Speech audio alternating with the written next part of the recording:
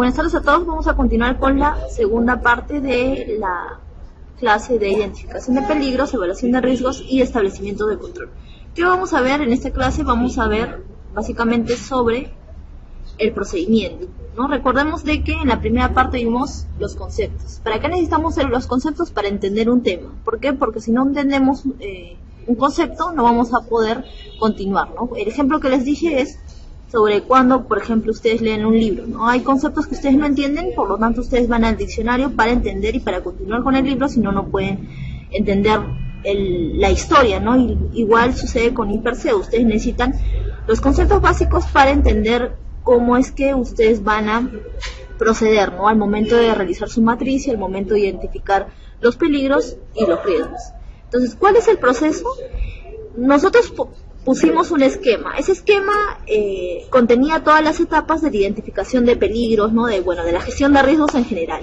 Pero recuerden que antes, por ejemplo, de la identificación de peligros, siempre tiene que haber una etapa previa. ¿Qué es esa etapa previa? Esa etapa previa corresponde a la recolección de toda la información de seguridad de la empresa. Ustedes van a recolectar toda la información, por ejemplo, estadísticas de accidentes e incidentes, van a recolectar las capacitaciones, si hay monitoreo, ¿no? Las normas, el reglamento interno, toda la información correspondiente a seguridad la van a recolectar. ¿Para qué? Para luego proceder a identificar cuáles son los peligros de cada área de trabajo y de cada proceso, tarea, de todas las etapas dentro de su empresa, ¿no? Luego, ¿qué van a hacer? Van a empezar a identificar los peligros, ¿no? Antes de identificar los peligros, tienen que buscar información sobre los puestos de trabajo, por ejemplo, las personas expuestas. ¿Por qué? Porque más adelante, en la otra sesión, vamos a ver que al momento de evaluar un riesgo necesitamos nosotros identificar algunos índices. Y esos índices vamos a identificarlos mediante la información que tengamos de la empresa. No es que pongamos índices al azar y ustedes coloquen cualquier número, ¿no? Van a colocarlo en función de la información que tiene la empresa, si no sería demasiado cualitativo, ¿no? Entonces, bajo la información o teniendo la información de la empresa con respecto a la seguridad, ustedes ya pueden proceder a hacer su evaluación de riesgo, ¿no? Es más que todo para eso. Luego de la identificación de peligros, la identificación de los riesgos, de reunir, antes toda la información de seguridad, ¿qué hacen? Evalúan y valoran los riesgos. Una vez que evaluaron y valoraron los riesgos, analizan si estos riesgos pueden ser controlados o no, establecen las medidas de control y colocan fechas para proceder con las medidas de control, ¿no? Cuando voy a realizar cada medida de control, y ustedes ya tienen su Hiperseo completo, ya tienen toda su matriz y ya pueden proceder a hacer otros documentos, ¿no? Como les dije, la columna vertebral de todo un sistema de gestión de seguridad y salud en el trabajo es el Hiperseo, por eso es tan importante. Vamos a ver la primera parte, que corresponde a la identificación de peligros. La identificación de peligros, acá tienen un concepto, pueden revisarlo, es un proceso de localización de las condiciones. Recuerden que en el concepto vimos que un peligro era una condición, una fuente, una situación, una condición o una situación, ¿no? Un acto o una fuente, ¿no? Entonces ese era un peligro, es un concepto que englobaba todo lo que significa un peligro. Ese concepto guárdenlo porque es bastante útil, ¿no? Les ayuda a entender qué es lo que es un peligro. Entonces, es lo mismo, ¿no? Proceso de localización de las condiciones, situaciones o actos. O sea, el proceso de localización de los peligros asociados a cada etapa del trabajo, ¿no? ¿Por qué? Porque mis diferentes etapas del trabajo van a tener diferentes peligros, al igual que los tipos de trabajo o las áreas en las que se realiza el trabajo van a ser muy diferentes, ¿no? Los peligros van a ser totalmente diferentes. Por ejemplo, yo trabajo en un área administrativa fedateando documentos, ¿no? Y tengo otros trabajadores que laboran en el campo, ¿no? En el campo haciendo toma de datos, ¿no? Entonces, las personas que van a estar trabajando en la obra de construcción van a tener o van a estar expuestas a diferentes peligros, a otros peligros, ¿no? De repente agentes químicos, agentes físicos, de repente agentes biológicos, ¿no? Riesgos de seguridad, por ejemplo, caídas al mismo nivel o caídas a distinta altura, ¿no? Pero en el caso de una persona que trabaja en una oficina va a estar expuesta a esos peligros. No, va a estar expuesta a diferentes peligros, por ejemplo, a lo que son los riesgos ergonómicos, ¿no? La posición en la que están sentados, en la que de repente están fedateando los documentos, ¿no? Entonces van a ser muy diferentes, por eso hay que analizar cada etapa del trabajo. ¿En qué debemos fijarnos para identificar los peligros? En los procesos, en especial aquellos críticos por los malos resultados. Por eso es importante recolectar toda la información que ustedes tengan sobre la empresa. ¿Por qué? Porque si yo tengo estadísticas y sé en qué lugares ha habido más fatalidad, mayor fatalidad, entonces yo sé qué lugares voy a tener que priorizar, ¿no? Por ejemplo, un proceso A, en la realización de un proceso A yo tengo 3 accidentados, ¿no? De esos 3 son, todos son accidentes normales, ¿no? Y en el otro proceso tengo un accidente mortal. ¿Cuál priorizo? Priorizo el que es el accidente mortal, ¿no? Obviamente. Entonces, yo voy a poder priorizar mis áreas, mis procesos en este caso, ¿no? Tareas, los comportamientos no asociados de las personas de acuerdo a la capacidad para hacer el trabajo y otros factores asociados a las personas. ¿Qué me quiere decir esto?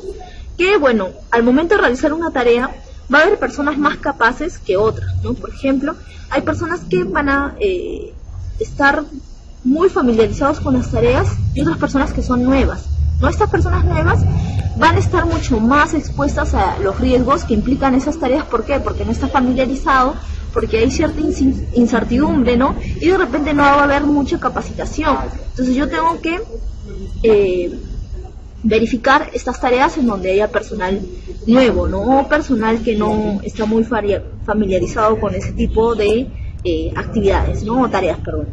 Las actividades, las rutinarias y las no rutinarias, al momento de hacer una identificación de peligros, yo tengo que evaluar absolutamente todo. ¿Por qué?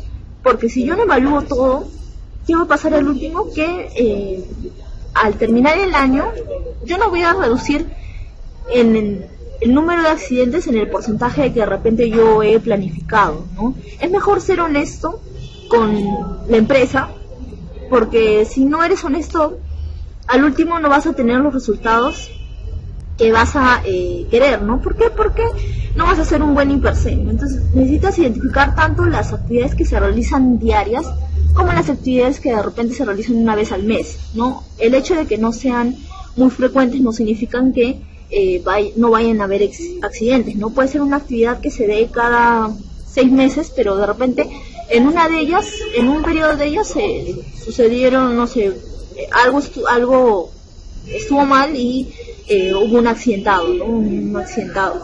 Entonces va a tener que analizarse absolutamente todo tipo de actividades, ¿no? ¿Qué más? Obviamente la infraestructura, los equipos, los materiales, ¿no?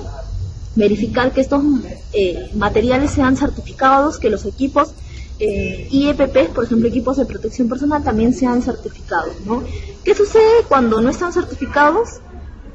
Puede haber mayor riesgo, ¿no? Porque puede fallar ese equipo y al último puede ocasionar algún tipo de accidente, ¿no? Los materiales, los equipos también, ¿no? Si de repente mis equipos tienen mucho tiempo trabajando, ¿no? Sucede que a veces, por ejemplo, los equipos están laborando ahí en una empresa como 20 años y no tienen ningún mantenimiento, ¿no? Entonces, ¿eso va a ser un peligro? Sí, también va a ser un peligro, ¿no? Porque la máquina de un día a otro puede funcionar mal y puede de repente causar cualquier tipo de accidente, ¿no? No solo a las personas que están laborando, sino a terceros, ¿no? Peligros originados fuera del lugar también que afectan la seguridad y salud de las personas, por ejemplo, los conductores repartidores, ¿no? Esos tenemos que considerar no solo a nuestros trabajadores. Si ustedes verifican nuevamente la sesión inicial, la sesión número 1, hablamos que la ley también no solo nos decía que consideremos a nuestros trabajadores, sino también a aquellos que estaban empleados por la modalidad de tercerización, ¿no? Y también por intermediación. Entonces, esas personas que van a visitar o que van a trabajar por terceros también están consideradas. Cambios, obviamente un cambio va a producir puede producir accidentes, ¿no? Si yo tengo una maquinaria que va a trabajar de otra forma, va a ser una maquinaria más rápida, ¿no? Lo que sucedía ¿recuerdan que les hablé sobre la revolución industrial? ¿Qué sucedió? Que las personas migraban, se iban a trabajar con estos equipos y como era la era de la revolución industrial, estas máquinas eran mucho más rápidas, eran mucho más grandes, mucho más peligrosas. Estas personas no estaban adaptadas a esas maquinarias. Estas maquinarias eran muy diferentes.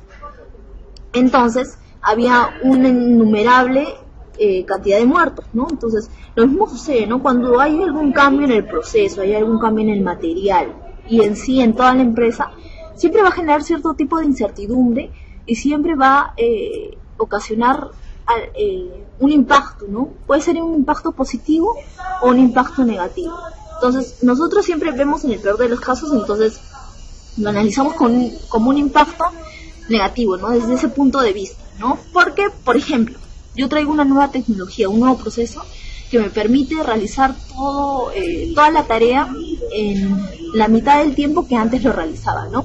Para mí puede ser excelente y puede ser algo positivo, pero si de repente este proceso implica sistematizar todo, ya no trabajar de repente con documentos, con papel, ¿no? Sino trabajar con computadoras, por ejemplo, laptops, tablets, etcétera, ¿no? Va a haber gente que ha estado trabajando durante muchos años y esta gente no se va a adaptar, ¿no? Definitivamente en un inicio, ¿no? Pero si yo lo capacito, de repente sí puede, ¿no? Puede ser muy capaz, ¿no?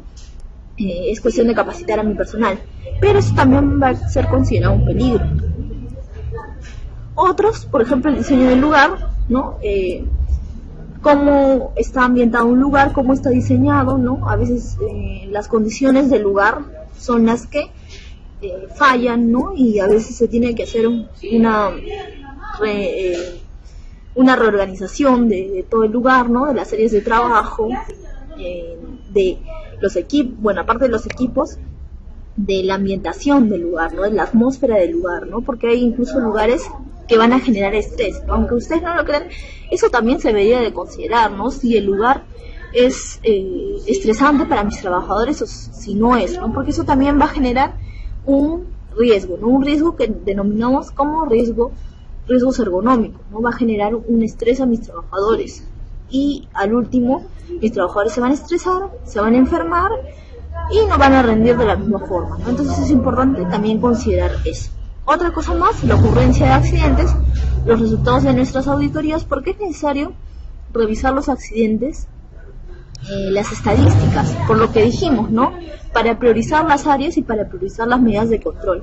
En donde yo tengo más accidentes, en donde yo tengo más muertes o tengo más enfermedades, yo voy a tener que establecer unas medidas de control mucho más intensas, por así decirlo, ¿no? Entonces, no voy a priorizar de repente zonas en las que no tengo ningún accidente, ¿no? Toda la evaluación, el resultado de mi evaluación de magnitud de riesgo me va a salir tolerable, ¿no? Obviamente tengo que colocar medidas de control, pero no van a ser las mismas que de repente en un área, un proceso, en un lugar en donde yo tenga mayor cantidad de accidentes, ¿no? Entonces, todo eso sería lo que les tendría que explicar con respecto a la identificación de peligros, ¿no? Cuando identifiquen un peligro, acuérdense primero del concepto de un peligro, que es un peligro, que ya lo hemos repasado, ¿qué más? Y verificar en qué condiciones, bueno, en qué partes de la empresa tengo que identificar el peligro, ¿no? En qué procesos, en qué tareas, qué tengo que hacer para identificar el peligro, ¿no? ¿Qué debemos de fijarnos? Acuérdense de todo eso, ¿no? Entonces eso sería para la parte de identificación de peligros. Luego vamos a ver lo que es evaluación ya de los riesgos, ¿no? Que es una de las partes más extensas del curso.